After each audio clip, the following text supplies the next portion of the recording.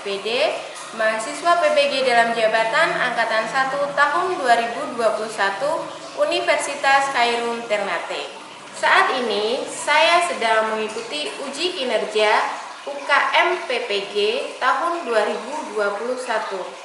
Dan berikut ini adalah video pembelajaran yang sudah saya laksanakan bersama dengan siswa kelas 5 SD Negeri 1 Ngembak, Kecamatan Purwodadi, Kabupaten Grobogan, Jawa Tengah pada mata pelajaran matematika, materi pengumpulan dan penyajian data.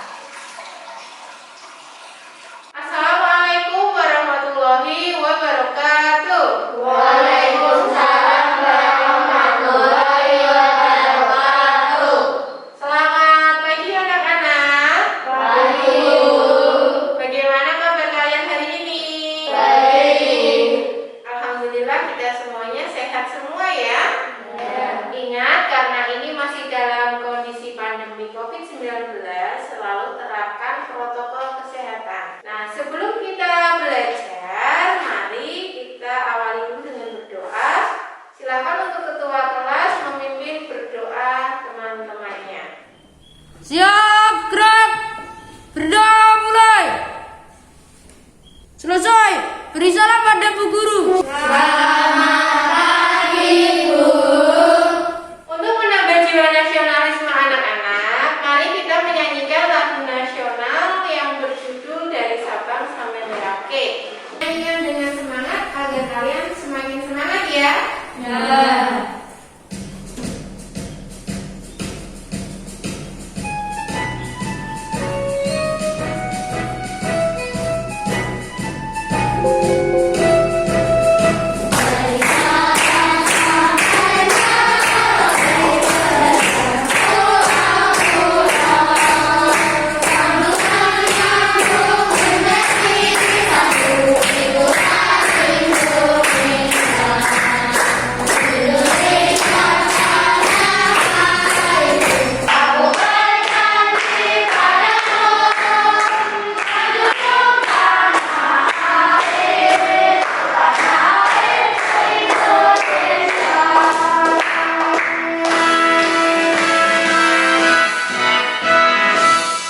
Sebelum ke materi matematika yang akan kita pelajari hari ini, Bu Sela ingin mengulas dulu materi yang sudah kita bahas di pertemuan sebelumnya. Masih ingat di pertemuan sebelumnya kita membahas apa saja? Penyajian data. Iya, penyajian data dalam bentuk apa saja? Coba ulum. Wawancara. Wawancara. Ada jawaban yang lain? Mbak Nisa, ada jawaban yang lain? Diagram. Diagram. Tabel.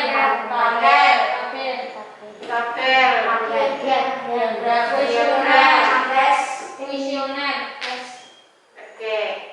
Biar kalian lebih semangat mengulas yang minggu lalu, keluarkan HP-nya. Kita akan bermain Kahoot lagi.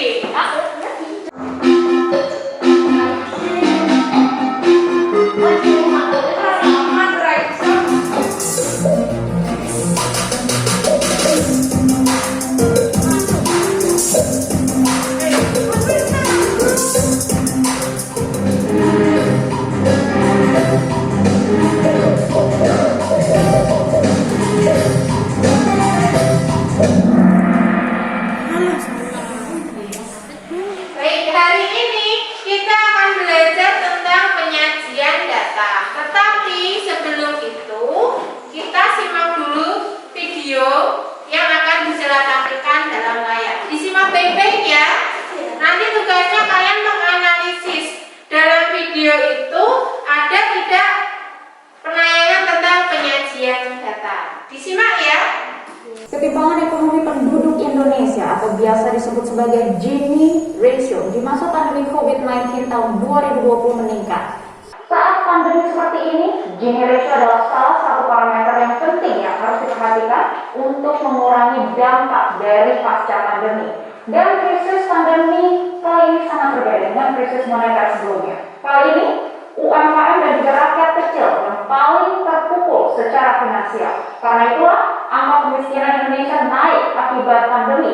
BPS juga mencatat tingkat kemiskinan Di pedesaan naik menjadi 13,2%. Dan selain itu, tingkat kemiskinan di perkotaan juga naik menjadi 7,88%. Ini naiknya sangat signifikan. Dan kami akan mengulasnya pagi ini untuk Anda. Mari kita lihat, pandemi COVID-19 menyebabkan perilaku aktivitas ekonomi dan juga pendapatan masyarakat menurun. Akibatnya, lebih dari 29,12 juta penduduk ini terdampak. Di antara mereka 2,56 juta orang ini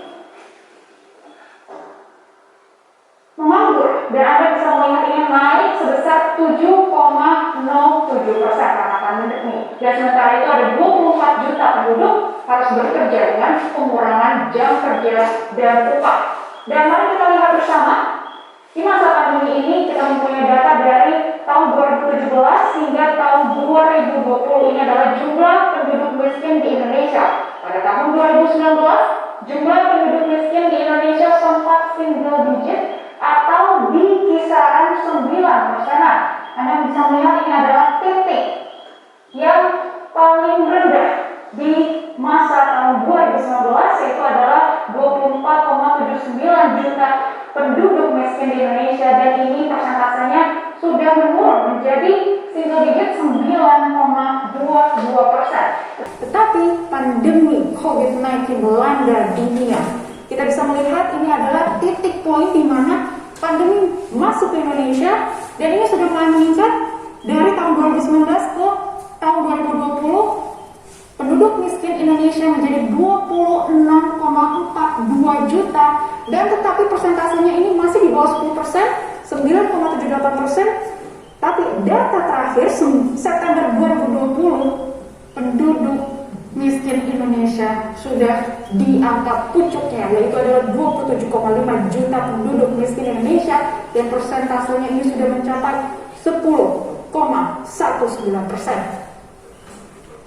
Dan kita lihat data selanjutnya. Sementara itu ketimpangan kemiskinan di desa dan di kota juga masih tinggi. Ini bisa kita lihat dari data berikut, di mana pada September 2020 tingkat kemiskinan di desa naik sekitar 0,4% menjadi 13,2%. Dan sementara itu kemiskinan di kota pun juga ikut naik sebesar 0,5% menjadi 7,88%. Di samping itu, garis kemiskinan per kapita per bulan juga mengalami kenaikan dari Rp454.000 menjadi Rp458.947. Dan memang ini mungkin Anda bisa sedikit pusing ya, bagaimana ini angka-angkanya. Bagaimana kita bisa menghitung apakah saya sudah masuk ke garis kemiskinan. Kami akan mengulasnya untuk Anda. Apabila satu keluarga, ayah, ibu, dan punya 3 anak, garis kemiskinan sudah naik ke angka 498.000. Jadi setiap orang kita harus hitung pemasukannya ini Rp458.000. Jadi total misalnya hanya ayah sebagai kepala keluarga yang kerja, maka Anda harus mempunyai income atau pemasukan senilai 2,3 juta rupiah untuk menghidupkan keluarga Anda. Dan garis kemiskinan per kapita ini juga menggambarkan pengeluaran tiap orang per kepala keluarga di Indonesia. Jadi misalnya kalau pemasukan Anda di bawah 2,3 juta, berarti Anda sudah termasuk dalam garis kemiskinan. Jika anak-anak memperhatikan tampilan video yang sudah Bu Sela sajikan tadi, dalam video ini ada tidak tentang penyajian data? Coba saya ingin bertanya kepada Mbak Octavia. Mbak Octavia, ada tidak penyajian data? Ada. Ada ya. Penyajian data yang kalian lihat dalam video ini apa? Diagram batang. Diagram batang. Oke, ini kita akan belajar seperti yang tampak dalam video ini, yaitu tentang penyajian data, ya. Nah, hari ini belajar tentang penyajian data, tentang diagram batang, diagram gambar, dan juga diagram garis.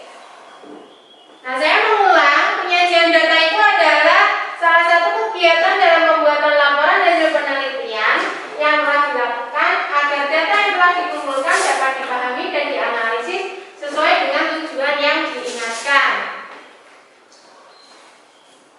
Nah, macam-macam penyajian data kita kemarin sudah belajar tentang tabel dan daftar. Dua ini kita sudah ya. Nah, sekarang kita belajar tentang diagram batang, diagram garis, dan juga diagram gambar. Diagram gambar. Diagram gambar di sini merupakan penyajian data dalam bentuk gambar-gambar pada suatu tabel yang mewakili nilai-nilai tertentu. Nah, ini ada tingkat pendidikan dengan jumlah, ya. Jumlah gambar orang di sini, satu gambar orang ini mewakili 20 orang. Inilah yang disebut sebagai diagram gambar karena datanya ini diwakilkan dalam bentuk gambar. Begitu juga dengan tingkat pendidikan SD, ini ada gambar beberapa orang, SMP juga SMA seperti ini. Nah, dikatakan diagram gambar karena itu tadi untuk menunjukkan jumlahnya diwakili dengan gambar. Biasanya gambar itu satu gambar mewakili angka tertentu. Yang kedua, ada diagram batang. Diagram batang itu adalah grafik yang tersusun dari kolom berbentuk batang, persegi atau persegi panjang yang menunjukkan berbagai informasi. Kalian lihat seperti ini. Ini adalah contoh diagram batang. Ini juga tampak dalam video tadi ya. Iya. Ada diagram batang. Tujuan dari membuat diagram itu untuk memudahkan bagi siapapun yang melihat data yang ditampilkan dalam bentuk yang lebih sederhana. Ya, langkah-langkahnya itu seperti biasa membuat dua sumbu yaitu datar dan tegak.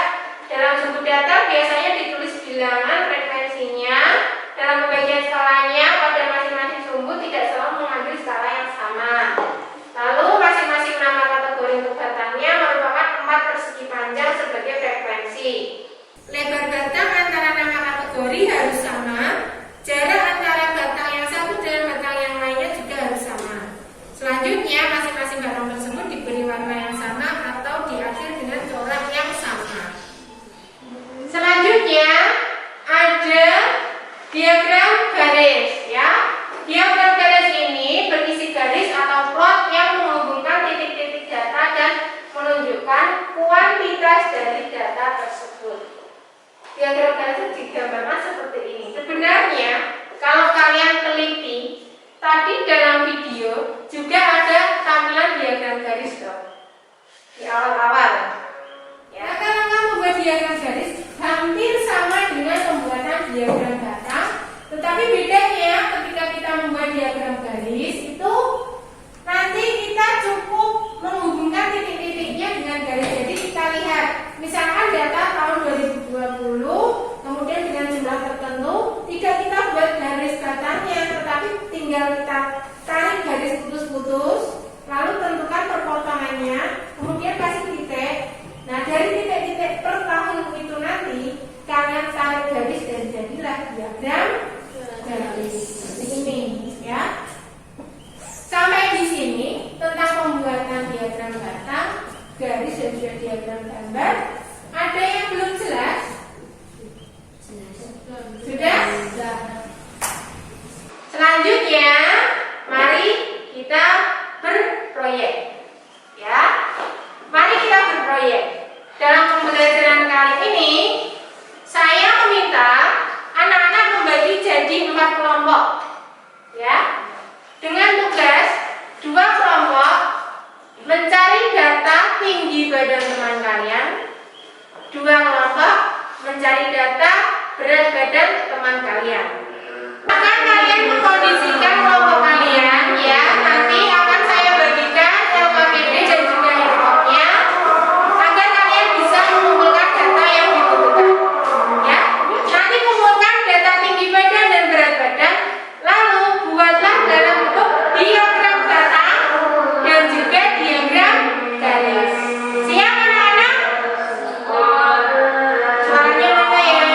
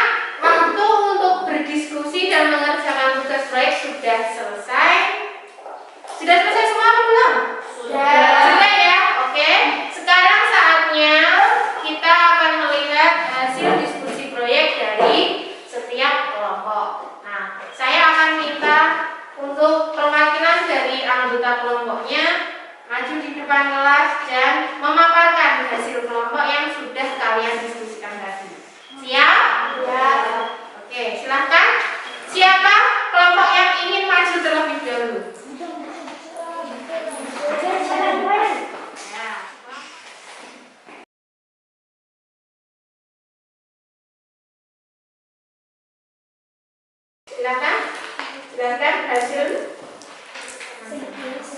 Teman-teman, ini hasil dari kelompok kami. Didapatkan tinggi badan nama Nusa 135, Rio 142, Aida 145, Siva 140, Talita 148, Bintang 147, Alena 148, Ulum 140. 107 kali. Dan dengan jumlah siswa 11 orang. Terima kasih dari kelompok kami. Ada yang ingin menanggapi? Iya. Coba dilihatkan ke temannya diagram batangnya. Kelihatan tidak nih? Seperti ini ya. Beri tepuk tangan kalau tidak ada yang menanggapi. Bagus ya. Siva yang keras suaranya ya.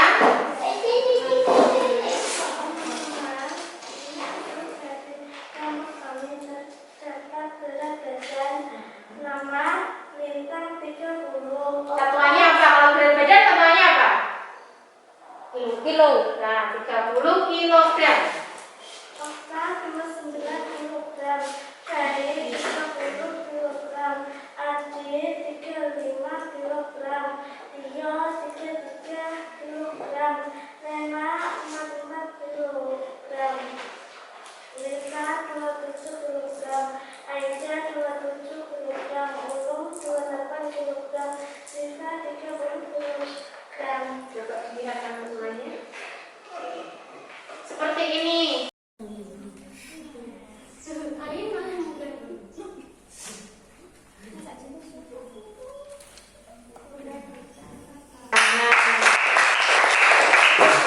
Berikutnya.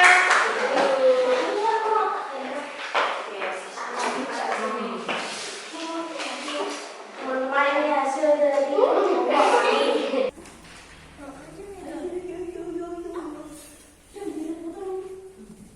Ya. Hasil pengukuran berat badan. Nama Anissa, berat badan 27 kilo. Nama Aida, berat badan 27 kilo. Nama Ulum, berat badan 28 kilo. Nama Okta, berat badan 29 kilo. Nama Siva, berat badan 30 kilo. Bahwa dalam satu kelas berat badan dalam kelas adalah 27 kilo 2 orang, 28 kilo 1 orang, 29 kilo 1 orang, 30 kilo 3 orang, 33 kilo 1 orang, 35 kilo 1 orang, 45 kilo 1 orang. Ini kelas sama dengan 319 Kalau 13 jumlahnya berapa? 10 orang. 10 orang. Kelihatan teman kamu. Begini, kelihatan nggak ini? Kelihatan. Ini ya, ini diagram batang, ini diagram garisnya. Oke. Ada yang ingin menanggapi? Tidak. Tidak. Oke.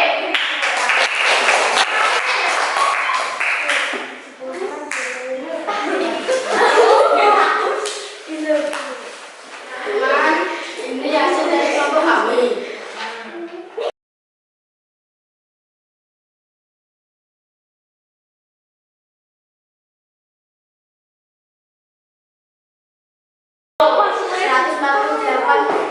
cm, Aida 145 cm, Talita 148 cm, Siva 140 cm, Nisa 135 cm, Inta 148 cm, Ulum 140 cm, aku 148 cm, 135 tinggi badan 135 jumlah 1 orang.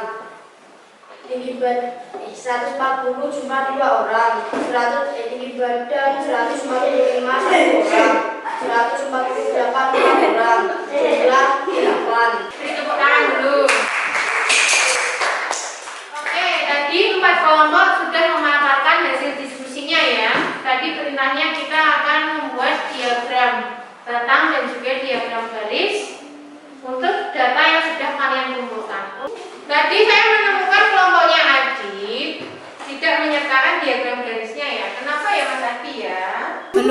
karena belum mengetahui titiknya. Yang lainnya sudah bisa membuat diagram garis? Sudah. Sudah? Kelompoknya Mas Aji yang belum ya? Nah, untuk menentukan titik pada diagram garis itu sama seperti diagram batang ya. Kamu tadi kelompoknya apa? Dapatnya tinggi badan atau berat badan? Tinggi badan. Tinggi badan. Misalkan begini ya. Kita buat garisnya dulu. Nah, di sini 0. Tinggi badannya berapa? Tentang berapa? 148. 148. Terus 149. 149. 150. Ini ya. Iya. Misalkan ini 1, 2, 3, 4, 5, 6. Nah, menentukan titik dalam diagram garis itu sama kayak kamu membuat dalam diagram batang. Misalkan yang memiliki tinggi badan 148 cm itu ada 2 orang. Caranya begini. Ini tinggi badan ya. Ini jumlah anak. Jadi ini kalian buat garis putus-putus. Saya misalkan di sini 148, kelompoknya Adi mendapat 2 anak. Sampai di skala nomor 2, ini pun juga. Nah, buatlah titik di pertemuan antara garis yang menunjukkan jumlah anak dan tinggi badannya. Di sini, ya. Lalu lagi 149 didapat data sejumlah 4 anak. Kita buat lagi.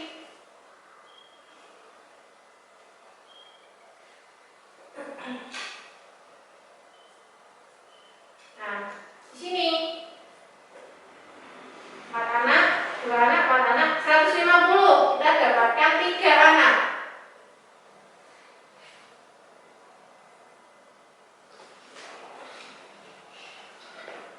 Ini lalu 153 ada 1 anak. Nah, kan sudah kita dapatkan semuanya. Lalu kita tarik garis dari paling kiri. Tarik garis begini. Kita lihat urutannya. Atas, bawah, bawah. Gini. Ya? Gimana? Sudah jelas? Jelas. Jelas ya? Jelas. Nah. Jadi kalian sudah melakukan kegiatan proyek dari pengumpulan data, berdiskusi, menyajikan data dan presentasi ya. Sampai di sini ada yang masih belum jelas? Sudah jelas semuanya? Oke. Kalau begitu, agar pemahaman kalian semakin kuat tentang penyajian data dalam bentuk diagram, baik diagram gambar, batang maupun diagram garis, nah, saya akan memberikan soal evaluasi. Cukup 5 soal saja yang bisa kalian kerjakan. Saya beri waktu kurang lebih 10 menit.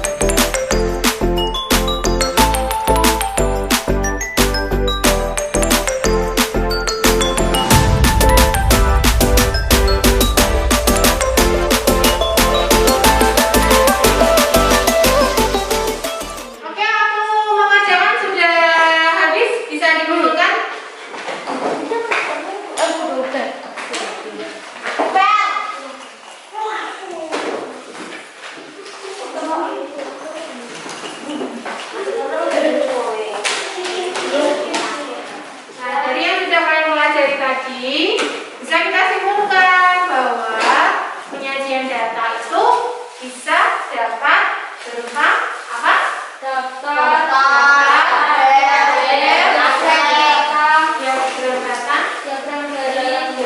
Diagram dan diagram. Iya. Sampai di sini ada pertanyaan?